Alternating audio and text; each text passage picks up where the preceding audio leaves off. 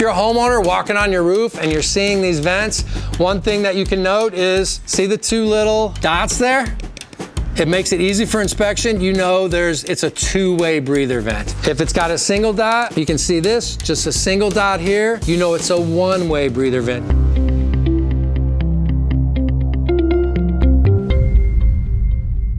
All right, Chicago, welcome back to another edition of our YouTube channel. I'm Jim from Anchor Point Roofing.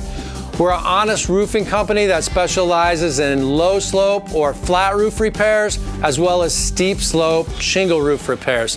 Let's get into our video today.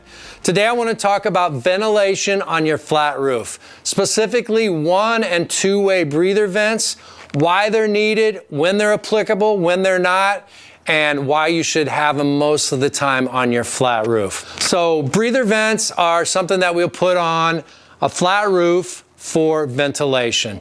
You want the plenum or the underside between the drywall and the substrate to be vented.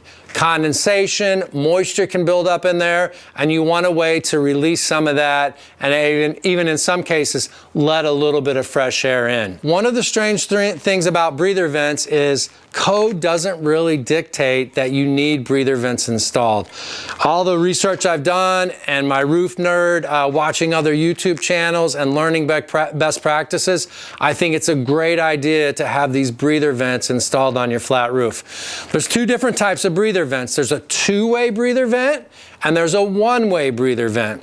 OMG is the product that we use, but I'm going to tell you a little about them. So a two-way breather vent, I think it's kind of obvious. Air can escape from the plenum, go out.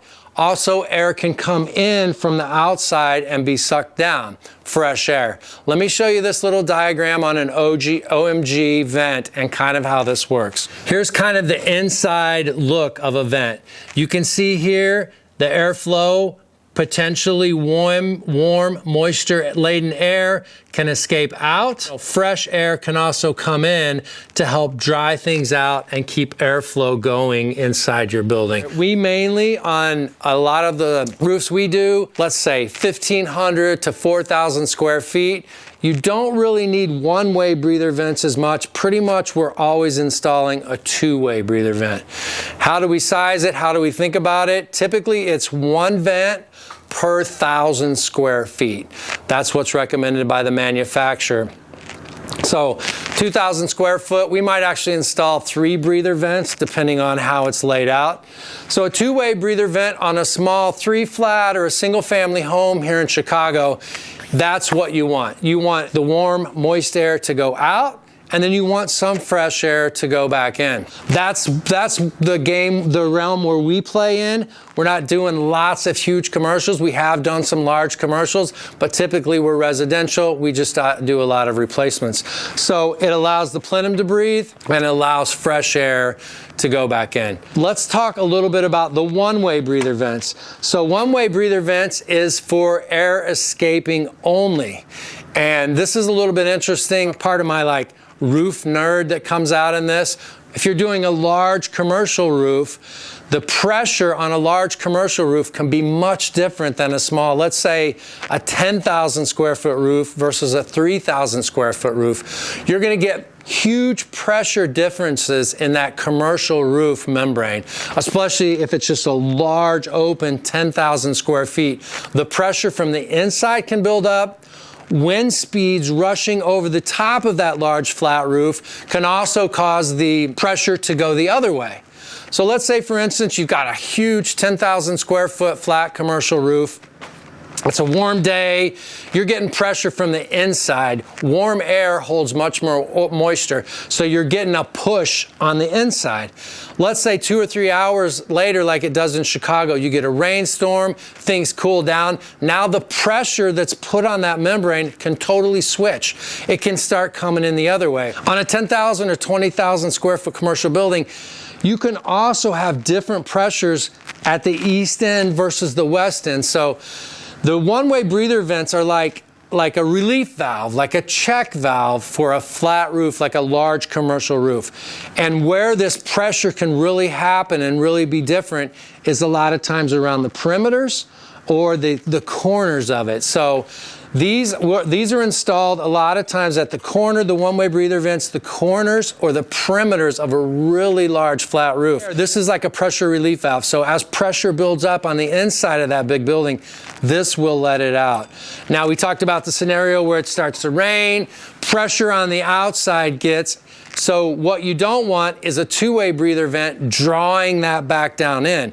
It typically doesn't happen on a 1,000, 2,000, 3,000 square foot single family house, but on a big commercial where you have lots of space underneath, that air pressure can change a lot. If the pressure changes in the afternoon with the rain like we're talking about, it could actually draw moisture into that building, which is not what you want. So a little bit down a side road there, but commercial buildings are vented differently typically than residential. If you had no one-way breather vents on a large commercial roof, it can really bubble and it can really pull it up. It can cause blisters on that larger roof, and you want to make sure it's done right.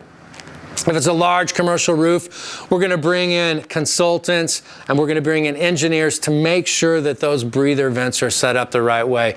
On a small Chicago 2,000, 3,000 square foot, it doesn't matter as much for the air pressure because you're just not getting as much in a small building. But what we do want is the two-way breather vents to let the air escape, the warm air escape.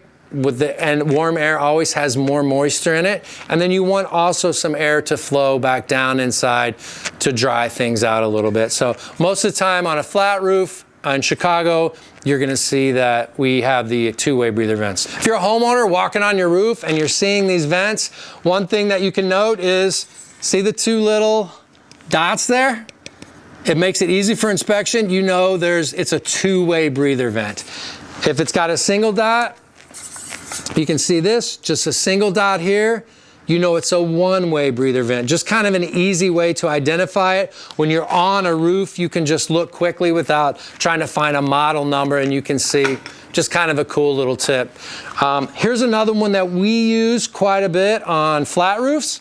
So if you'll notice, this one's a little shorter, a little more squat. We do a lot of roofs where the homeowner is going to put a roof deck back on it, so a wooden or a composite deck, and these sit just a little lower, a little more low profile, so we can actually get them under the deck and the framing for the homeowners a lot of times. It's not a huge difference, but even a few inches sometimes on a Chicago roof deck can make a big difference. So we've been using these when it's applicable, just kind of a squat, kind of a smaller one.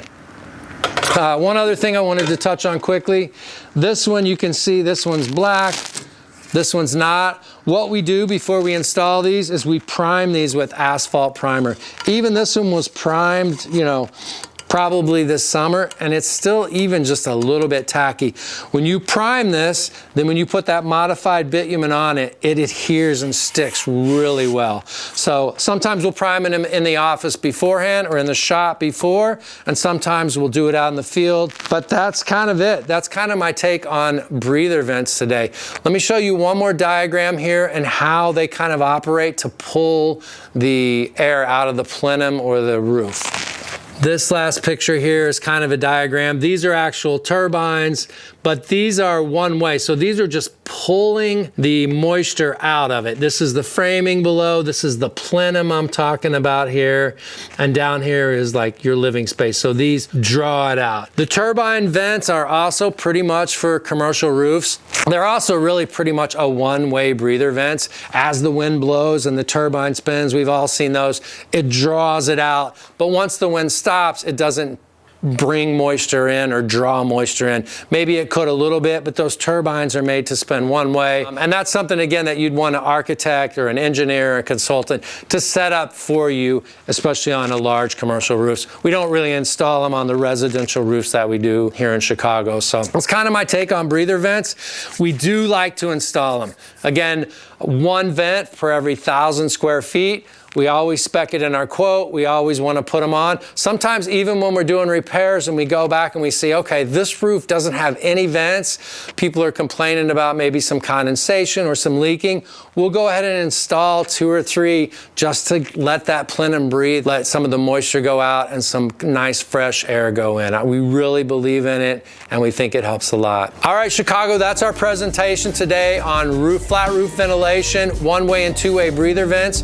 Whether you're a homeowner looking to diagnose a roof leak or a contractor looking for the best materials, you've come to the right spot. Anchor Point YouTube channel is where it's at. That's it, Chicago. Thank you, and we'll see you on the next one.